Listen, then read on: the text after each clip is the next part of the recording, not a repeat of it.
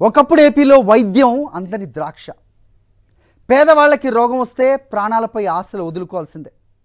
కానీ దివంగత సీఎం వైఎస్ఆర్ తన 5 ఏళ్ల పాలనలో మనసున్న నేతగా వైద్యంపై ప్రత్యేక దృష్టి పెట్టి ఆరోగ్యశ్రీ పథకాన్ని ప్రవేశపెట్టారు. 108 ఎమర్జెన్సీ అంబులెన్స్ సర్వీసులను ప్రారంభించారు. అవి దేశమంతా ఆదర్శమయ్యాయి. ఆయన తనయుడు వైఎస్ జగన్ గత 5 ఏళ్ల కాలంలో పేదల పాలిట వరమైన ఆరోగ్యశ్రీకి మళ్లీ ప్రాణం పోశారు. ప్రొసీజర్స్ సంఖ్య పెంచడమే కాదు, ఏకంగా ప్రతి కార్డుపై ఖర్చు 25 లక్షలకు పెంచారు. తండ్రి కొడుకులిద్దరూ వైద్య ఆరోగ్య రంగాన్ని కొత్త పుంతలు తొక్కించి పేదల జీవితాల్లో విప్లవాత్మక మార్పులు తెచ్చారు. వైఎస్ఆర్ జయంతి సందర్భంగా సాక్షి టీవీ ప్రత్యేక కథనం. ఉమ్మడి ఆంధ్రప్రదేశ్ రాష్ట్రంలో 2004కి ముందు వరకు పేదవారికి అనారోగ్యం వస్తే ప్రాణాలు పోవాల్సిందే. పేదలకు ఆధునిక వైద్యం అనేది అందని ద్రాక్షగా ఉండేది. అప్పటి వరకు 10 ఏళ్ల పాటు సీఎంగా ఉన్న చంద్రబాబు ఏ రోజు పేదల ఆరోగ్యంపై దృష్టి సారించలేదు. అదే సమయంలో ప్రతిపక్ష నేతగా డాక్టర్ వైఎస్ రాజశేఖర రెడ్డి చేసిన పాదయాత్ర రాజకీయ చరిత్రలోనే చిరస్మరణీయం. ఆయన చేసిన పాదయాత్రలో ప్రజలతో మమేకమై ప్రజల కష్టాలని స్వయంగా తెలుసుకున్నారు.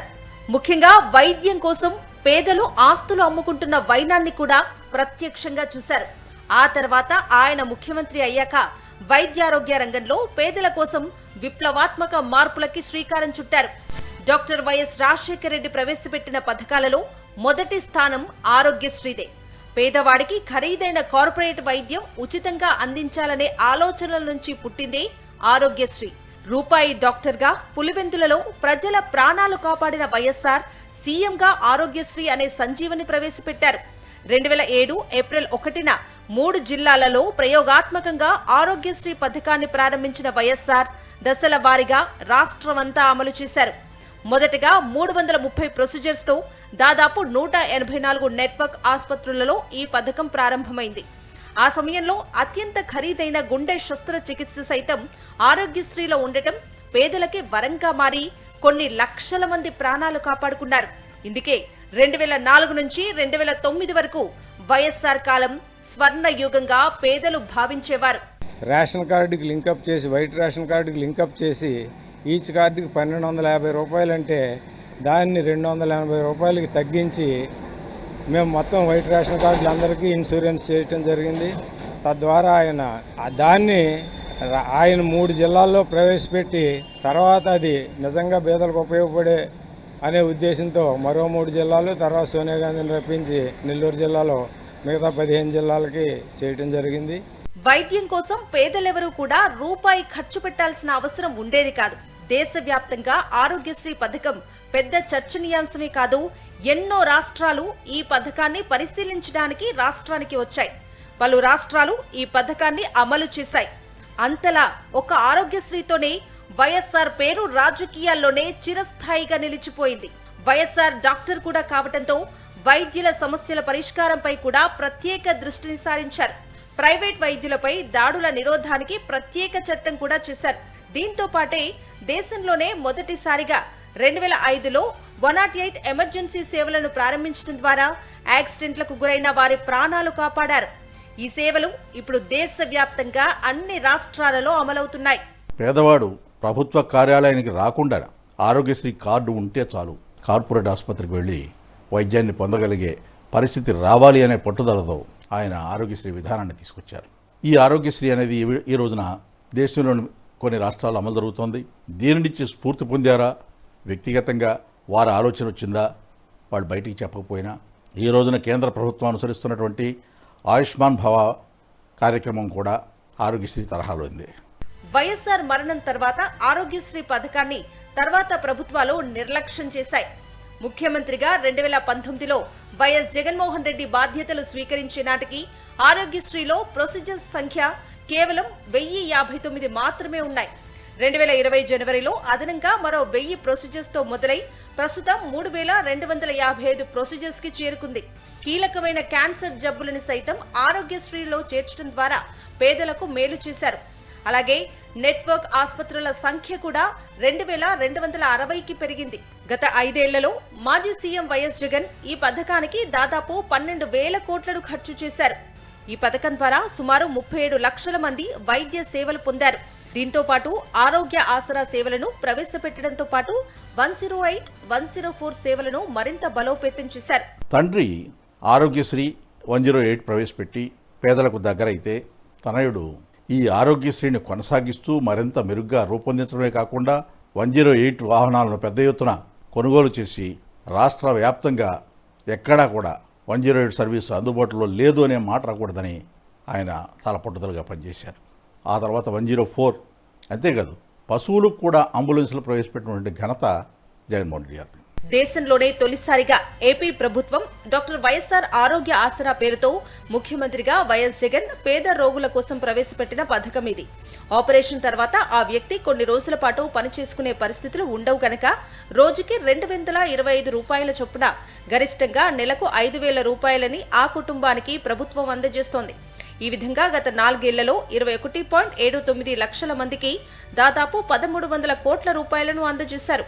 ఈ పథకం ద్వారా ఆపరేషన్స్ అనంతరం ఉపాధి అవకాశాలు లేకుండా మంచానికే పరిమితమయ్యే లక్షలాది కుటుంబాలకు ఈ పథకం ఎంతో ఉపయోగపడుతుంది.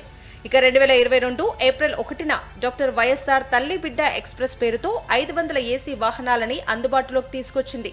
ఇందులో భాగంగా ప్రభుత్వ ఆసుపత్రిలో డెలివరీ అయిన మహిళని, చంటి బిడ్డని అటెండర్ సాయంతో నేరుగా ఇంటికే ఈ తల్లి బిడ్డ ఎక్స్ప్రెస్ వాహనాలలో పంపిస్తున్నారు. తండ్రి వైఎస్ఆర్ ఆరోగ్యశ్రీతో పేదలకి ప్రాణం పోస్తే తనయుడు వైఎస్ జగన్ ఫ్యామిలీ డాక్టర్ పేరుతో ఇంటి ముంగిటికే వైద్యాన్ని తీసుకొచ్చారు. వైఎస్ జగన్ ప్రారంభించిన ఈ కార్యక్రమం ఇంటిల్లిపాదికి ఇప్పుడు ఆరోగ్య సంజీవినిగా మారింది. దేశంలోనే మొదటిసారిగా ఏపీలో ఫ్యామిలీ డాక్టర్ విధానం ద్వారా ఇంటి వద్దకే వైద్యాన్ని తీసుకొచ్చే ప్రక్రియని వైఎస్ఆర్సీపీ ప్రభుత్వం ప్రారంభించింది. గతేడాది ఏప్రిల్ 6న ఫ్యామిలీ డాక్టర్ విధానం నాటి సీఎం వైఎస్ జగన్ చేతుల మీదుగా పూర్తి స్థాయిలో ప్రారంభమైంది. పేదవాడి ఇంటి ముంగిటికే వైద్యాన్ని అందించడం ఫ్యామిలీ డాక్టర్ ప్రధాన ఉద్దేశం. ఇందులో భాగంగా ప్రజల ఇళ్ల వద్దకే వైద్యులు వెళ్లి వారి ఆరోగ్యాన్ని పరిశీలించి చికిత్సను అందిస్తున్నారు. దీంతో పాటు రెగ్యులర్ చెకప్తో ముందస్తుగా రోగులను గుర్తించి వాటికి చికిత్సను అందిస్తున్నారు. ఫ్యామిలీ డాక్టర్ విధానం కోసం రాష్ట్ర వ్యాప్తంగా ప్రతి పీహెచ్సీకి 2 వైద్యులని నియమించారు. ఈ 2 వైద్యులు నెలలో 2 సార్లు ప్రతి గ్రామాన్ని సందర్శించి వైద్యాన్ని అందిస్తున్నారు. ఆయా గ్రామాల్లోని అంగన్వాడీ కేంద్రాలు, పాఠశాలను సందర్శించి పిల్లలకి ఆరోగ్య పరీక్షలను నిర్వహిస్తున్నారు. గత 5 ఏళ్లలో వైద్యారోగ్య శాఖ చరిత్రలోనే నాడు నేడు పథకంలో తొలిసారిగా ఆసుపత్రుల రూపురేఖలే మారిపోయాయి. దాదాపు 1,692 కోట్ల వ్యయంతో రాష్ట్ర వ్యాప్తంగా doctor YSR village health clinics నిర్మాణాలను చేపట్టారు. మొత్తం 10,032 క్లినిక్స్లలో కొత్తగా 8,534 క్లినిక్ల నిర్మాణాలను ప్రారంభించి 4,000 వరకు doctor YSR village health clinics భవనాలను పూర్తి చేశారు. అలాగే సుమారు 670 కోట్ల వ్యయంతో రాష్ట్ర వ్యాప్తంగా ఉన్న 1,142 ప్రాథమిక ఆరోగ్య కేంద్రాలు అభివృద్ధికి శ్రీకారం చుట్టారు. ఇందులో 977 భవనాలని ఆధునీకరించగా 148 కొత్త భవనాల నిర్మాణాలను చేపట్టారు. మొత్తంగా 882 భవనాలు పూర్తిగా అధునాతన సౌకర్యాలతో అందుబాటులోకి వచ్చేశాయి. పట్టణ ప్రాంత ప్రజల కోసం సుమారు 402 కోట్ల వ్యయంతో 528 డాక్టర్ వైఎస్ఆర్ అర్బన్ హెల్త్ క్లినిక్ల అభివృద్ధి పనులను చేపట్టారు. ఇందులో కొత్తగా 344 భవనాల నిర్మాణాలు ప్రారంభించి 300 కొత్త భవనాలను పూర్తి చేశారు. అలాగే 184 భవనాలని ఆధునీకరించారు. రాష్ట్ర చరిత్రలో ఎన్నడూ లేని విధంగా తొలిసారిగా వైఎస్ జగన్ ప్రభుత్వం సుమారు 8,500 కోట్ల వ్యయంతో 17 మెడికల్ కళాశాలల నిర్మాణాలకు శ్రీకారం చుట్టింది. ప్రస్తుతం ఉన్న 13 మెడికల్ కళాశాలలని 3,820 కోట్ల ఖర్చుతో ఆధునీకరించే పనులు జరుగుతున్నాయి. ఇక కొత్తవి గతేడాదే 5 మెడికల్ కాలేజీలు ప్రారంభమయ్యాయి. ఈ ఏడాది మరో 5 మెడికల్ కాలేజీలు ప్రారంభం కానుండగా మిగిలిన 7 వైద్య కళాశాలలు వచ్చే ఏడాది మొదలవుతాయి. ఉద్దానం ప్రాంతంలో కిడ్నీ సమస్య శాశ్వత పరిష్కారానికి దాదాపు 750 కోట్లతో నిర్మించిన మంచినీటి పథకంతో పాటు పలాసలో నిర్మించిన 200 పడకల కిడ్నీ రీసెర్చ్ సెంటర్ ని మాజీ సీఎం వైఎస్ జగన్ చేతుల మీదుగా ప్రారంభమైంది. గతంలో ముఖ్యమంత్రిగా పనిచేసిన డాక్టర్ రాజశేఖర్ రెడ్డి మాకు నిజమైన దేవుడంటున్నారు విశాఖ జిల్లా మధురవాడకు చెందిన పిల్లా వరహాలమ్మ కుటుంబం. వరహాలమ్మ గుండె జబ్బుతో 1998వ సంవత్సరం నుంచి తీవ్రంగా ఇబ్బంది పడేది. చికిత్స కోసం విశాఖలో ఉన్న అనేక హాస్పిటల్స్ చుట్టూ తిరిగింది. చాలా కాలం మందులు వాడింది. మందులు వాడినా జబ్బు తీవ్రత పెరగటంతో ఆపరేషన్ చేయాల్సి ఉంటుందని డాక్టర్లు చెప్పారు. ఆపరేషన్ మందులతో కలిపి సుమారు 1,50,000 రూపాయల వరకు ఖర్చవుతుందని తెలిపారు. వరహాలమ్మ కుటుంబం కట్టిక పేదరికంలో జీవిస్తోంది. ఇక ఆమె వైద్యం కోసం ఏమాత్రం ఖర్చు చేయగలిగే పరిస్థితుల్లో లేదు. సరిగ్గా అదే సమయంలో సీఎంగా ఉన్న డాక్టర్ రాజశేఖర రెడ్డి ఆరోగ్యశ్రీ పథకాన్ని పేదల కోసం ప్రవేశపెట్టారు. విషయం తెలుసుకున్న వరహాలమ్మ కుటుంబ సభ్యుల్ని కొంతమంది పెద్దలు గాజువాక మీటింగ్కు వచ్చిన రాజశేఖర రెడ్డిని కలిసి వివరించారు. వరహాలమ్మకున్న జబ్బును గమనించిన వైఎస్ రాజశేఖర రెడ్డి వైద్యానికి కావాల్సిన అన్ని ఏర్పాట్లు అపోలో హాస్పిటల్లో చేయాలని అధికారులను ఆదేశించారు. వైద్యానికి సంబంధించిన ఖర్చు మొత్తం ప్రభుత్వమే భరిస్తుందని హామీ ఇచ్చారు. కేహెచ్లో మందులు ఓడిన తర్వాత మళ్ళీ ఇక్కడ రాజశేఖర్ గారు గాజాకులో మీటింగ్ పెట్టారు. మీటింగ్ పెడితే ఆ మీటింగ్కి వెళ్ళాము. ఆ మీటింగ్లోనూ అక్కడ ఆరోగ్యశ్రీ పెట్టారు. ఆరోగ్యశ్రీ పెడితే అమ్మ నేను ఉన్నానమ్మా, నీకేం భయం లేదు అని అక్కడ 120,000కి ఆపరేషన్కి సంతకం పెట్టారు.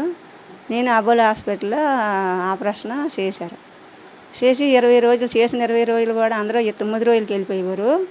నాకు 25 రోజులు బాగోలేదు, సీరియస్గా అయిపోయింది. అయిపోయిన తర్వాత అమ్మ నువ్వే భయపడకు అనేసి వచ్చి ధైర్యం చెప్పారు.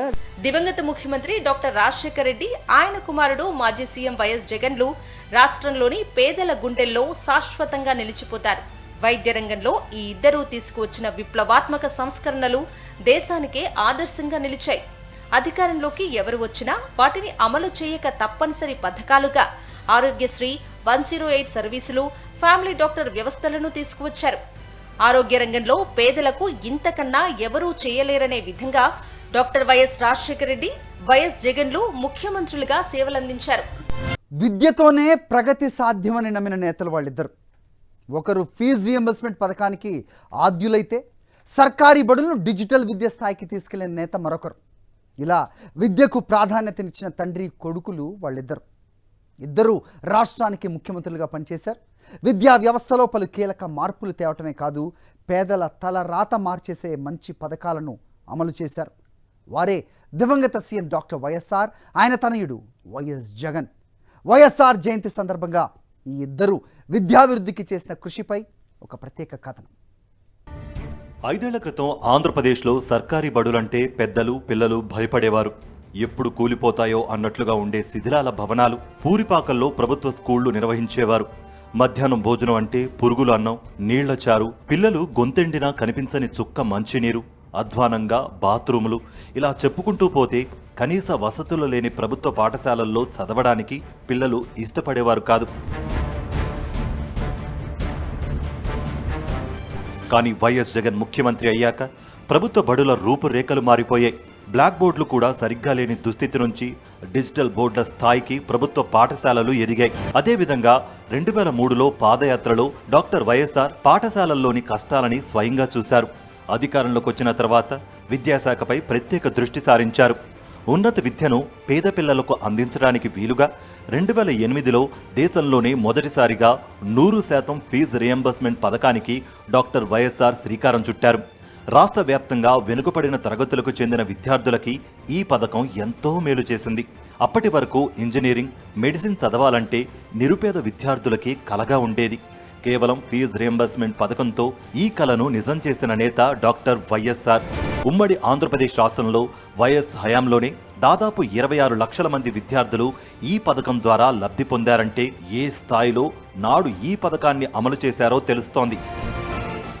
పేద ఇంట్లో పిల్లలు కూడా ఉన్నతమైన చదువు చదవాలి, చదివించాలి, అప్పుడే వారి బతుకులు కూడా మారుతాయని చెప్పేసి కూడా నమ్మి ఫీజు రియంబర్స్మెంట్ ద్వారా తీసుకొచ్చిన తర్వాతనే పేదలు కూడా ఎంతోమంది కూడా ఇంజనీర్లు, డాక్టర్లు పెద్ద పెద్ద చదువులు చదువుకున్నారంటే ఆయన తీసుకొచ్చిన ఫీజు రియంబర్స్మెంట్ యొక్క పథకం ద్వారా. ఆ రోజు ఏదైతే ప్రవేశపెట్టాడో ఫీజు రియంబర్స్మెంట్ కానీ, ఆరోగ్యశ్రీ కానీ, ఇప్పుడే కాదు ఇతర రాష్ట్రాలు కూడా ఆదిస్తాయి. ఇప్పుడు ఈరోజు దేశమంతా కూడా, భారతదేశం అంతా కూడా మొదలు కూడా అటువంటి పథకాలు తీసుకున్నాడు. జిల్లాకు ఒక యూనివర్సిటీ ఉండాలని ముఖ్యమంత్రిగా వైఎస్ఆర్ తీసుకున్న నిర్ణయం తెలుగు రాష్ట్రాల్లోని విద్యార్థులకు ఎంతో మేలు చేసింది. నేడు దేశవ్యాప్తంగా ప్రతి జిల్లాలో ఒక యూనివర్సిటీ ఉండాలని కేంద్ర ప్రభుత్వం జారీ చేసిన మార్గదర్శకాలు సూచిస్తుండగా 20 ఏళ్ల క్రితమే ముందు చూపుతో వైఎస్ఆర్ ఆ నిర్ణయం తీసుకుని అమలు చేయడం ఆయన దార్శనికతకి అద్దం పడుతోంది. విద్యార్థులకి ప్రాథమిక స్థాయిలోనే ఇంగ్లీష్ పరిజ్ఞానం ఉండాల్సిన అవసరాన్ని గుర్తించి ప్రభుత్వ పాఠశాలల్లో ఇంగ్లీష్ మీడియం బోధన ప్రారంభించారు. అదే సమయంలో నిరుపేద ముస్లింల సంక్షేమం కోసం దేశంలోనే తొలిసారిగా 4% రిజర్వేషన్ అమలు చేయడంతో మైనారిటీల పిల్లలు విద్య, ఉద్యోగ అవకాశాలు దక్కించుకుని జీవన ప్రమాణాలు పెంచుకోగలిగారు. తండ్రిని మించిన తనయుడుగా వైఎస్ జగన్ గత 5 ఏళ్ల కాలంలో విద్యారంగానికి అత్యధిక ప్రాధాన్యతనిచ్చారు. గత 5 ఏళ్ల కాలంలో గతంలో ఎన్నడూ లేని విధంగా విద్యా సంస్కరణలు చేపట్టడమే కాదు, ఏకంగా 73,000 కోట్ల రూపాయలు విద్యారంగంపై ఖర్చు చేశారు. అధికారంలోకి వచ్చిన వెంటనే ప్రభుత్వ పాఠశాలల్లో ఇంగ్లీష్ మీడియం ప్రవేశపెట్టారు. దీంతో పాటు ఇంగ్లీష్ మీడియంలో బోధన విద్యార్థులకి కష్టతరం కాకుండా బైలింగ్వల్ పుస్తకాలను తొలి ఏడాది నుంచే అందించడం ప్రారంభించారు. ఏటా దాదాపు 44 లక్షల మంది విద్యార్థులకి ఈ విధంగా బైలింగ్వల్ పాఠ్య పుస్తకాలనే విద్యార్థులకి జగనన్న విద్యా కానుక కిట్లో భాగంగా అందించారు. చంద్రబాబు ముఖ్యమంత్రిగా ఉన్న కాలంలో విద్యా సంవత్సరం ముగిసే సమయానికి కూడా సకాలంలో పాఠ్య పుస్తకాలు అందేవి కావు. జగనన్న విద్యా కానుకలో భాగంగా ప్రభుత్వ పాఠశాలల్లో చదివే 1 నుంచి 10వ తరగతి వరకు విద్యార్థులకి కుట్టుకూలితో సహా 3 జతల uniform, school bag, textbooks, notebooks, workbooks, belt, shoes, సాక్స్తో పాటు ఇంగ్లీష్, తెలుగు ఆక్స్ఫర్డ్ డిక్షనరీని స్కూల్స్ తెరిచిన వెంటనే ఇచ్చేవారు. గత 5 ఏళ్లలో జగనన్న విద్యా కానుక పథకానికి 3,367 కోట్ల రూపాయలని ఖర్చు చేశారు. దేశంలోనే బైలింగ్వల్ పేరుతో ప్రయోగం చేసిన మొదటి రాష్ట్రం ఏపీ మాత్రమే. ఇప్పుడు ఈ బైలింగ్వల్ పాఠ్య పుస్తకాలను ఇతర రాష్ట్రాలు సైతం ఆదర్శంగా తీసుకున్నాయంటే వైఎస్ జగన్కి విద్యా అభివృద్ధిపై ఉన్న శ్రద్ధ ఏపాటిదో అర్థం చేసుకోవచ్చు. దేశంలోని ఏ రాష్ట్రంలో లేని విధంగా ఏపీ ప్రభుత్వం గత 5 ఏళ్లుగా విద్యారంగంలో విప్లవాత్మకమైన సంస్కరణలకి శ్రీకారం చుట్టింది. పేదరికం విద్యార్థుల చదువులకి ఆటంకం కలగకూడదనే ఉద్దేశంతో జగనన్న అమ్మఒడి కార్యక్రమానికి ముఖ్యమంత్రి వైఎస్ జగన్ అధికారంలోకి వచ్చిన వెంటనే శ్రీకారం చుట్టారు. విద్యార్థులు ప్రభుత్వ పాఠశాలల్లో చదువుతున్నారా లేదా ప్రైవేట్ స్కూళ్లలో చదువుతున్నారా అన్నది చూడలేదు. తల్లిదండ్రులు తమ పిల్లల్ని ఎక్కడ చదివించినా చాలు అమ్మఒడి పథకం అందించారు. ఈ పథకం ద్వారా పిల్లలని బడికి పంపే తల్లులకి ఏటా 15,000 ఆర్థిక సాయాన్ని ప్రభుత్వం అందించింది. ఈ పథకం ద్వారా గత 4 ఏళ్లలో 25,810 కోట్ల రూపాయలని తల్లుల ఖాతాల్లో నేరుగా జమ చేశారు.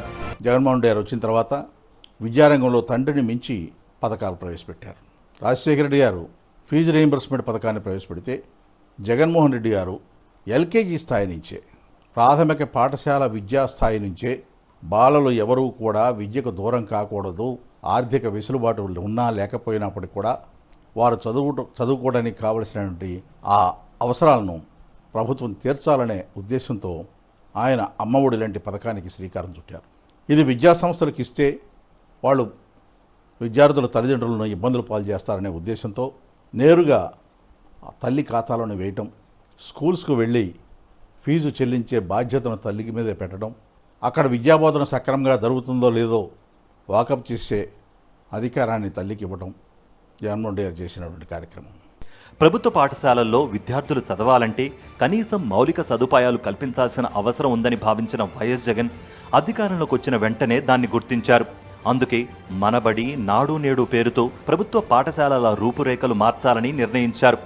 అందులో భాగంగా 3 దశల్లో 16,450 కోట్లతో రాష్ట్రంలోని మొత్తం ప్రభుత్వ స్కూళ్లు, కాలేజీలు, ప్రభుత్వ హాస్టళ్లు, అంగన్వాడీ కేంద్రాలకు కొత్త భవనాలు నిర్మించి మౌలిక సదుపాయాలతో పూర్తిగా అభివృద్ధి చేయాలని సంకల్పించారు. ప్రతి పాఠశాలలో విద్యార్థులకి రక్షిత తాగునీరు, టాయిలెట్స్, తరగతి గదులు, ఫర్నిచర్, ప్రహరీ గోడలు, ఆకర్షణీయమైన కలర్ఫుల్ బెంచీలు, గ్రీన్ బోర్డులు, ఫ్యాన్లు, ట్యూబ్ లైట్లు, కిచెన్, వివిధ సబ్జెక్టులకి ట్యాబ్లు, ఇలా పాఠశాల రూపురేఖలే మారిపోయి కార్పొరేట్ స్కూళ్లని తలదన్నేలా తయారయ్యాయి. వైఎస్ఆర్సీపీ ప్రభుత్వం ప్రారంభించిన ఈ పథకాన్ని ఇతర రాష్ట్రాల నుంచి అధికారులు వచ్చి పరిశీలించి వెళ్లారు. దేశంలో ఏ రాష్ట్రంలోనూ లేని విధంగా ఏపీలో మాత్రమే అమలవుతున్న మరో పథకం జగనన్న గోరుముద్ద. ప్రభుత్వ పాఠశాలల్లో చదివే విద్యార్థులకు నాణ్యమైన విద్యతో పాటు మంచి పౌష్టికాహారాన్ని అందించాలనే సంకల్పంతో స్వయంగా ముఖ్యమంత్రి జగనన్న గోరుముద్ద మెనూను రూపొందించడం నాటి ముఖ్యమంత్రి వైఎస్ జగన్కి విద్యాభివృద్ధిపై ఉన్న మక్కువని తెలియజేస్తోంది. ఈ మధ్యాహ్న భోజనం పథకానికి కేంద్ర ప్రభుత్వం ఇచ్చే నిధులు కేవలం 400 కోట్లయితే అదనంగా మరో 1,400 కోట్ల రూపాయలని ఏపీ ప్రభుత్వం ఖర్చు చేస్తోంది. ఇక 2019 వరకు కూడా ప్రభుత్వ స్కూళ్లలో ఇంగ్లీష్ మీడియం ఉండేది కాదు. వైఎస్ఆర్సీపీ ప్రభుత్వం వచ్చాక ప్రభుత్వ స్కూళ్లలో ఆంగ్ల మాధ్యమాన్ని ప్రవేశపెట్టింది. ప్రభుత్వ పాఠశాలల్లో చదివే పిల్లలు జాతీయ, అంతర్జాతీయ స్థాయిలో పోటీ పడేలా కోవిడ్ అనుభవాలను దృష్టిలో ఉంచుకుని ప్రభుత్వం విద్యార్థుల కోసం డిజిటల్ లెర్నింగ్ను అందుబాటులోకి తెచ్చింది. దీనికి అనుగుణంగా బైజూస్తో ఒప్పందం కుదుర్చుకుని దాదాపు 20,000 రూపాయల విలువైన ఆన్లైన్ కంటెంట్ని విద్యార్థులకు ఉచితంగా అందేలా చేసింది. అన్ని పాఠశాలల్లో ప్రతి తరగతి గదికి ఇంటరాక్టివ్ ప్యానెళ్లు, స్మార్ట్ టీవీలను ఏర్పాటు చేసింది. ఇందుకోసం ప్రతి పాఠశాలలో ఇంటర్నెట్ సౌకర్యాలను కూడా కల్పిస్తోంది.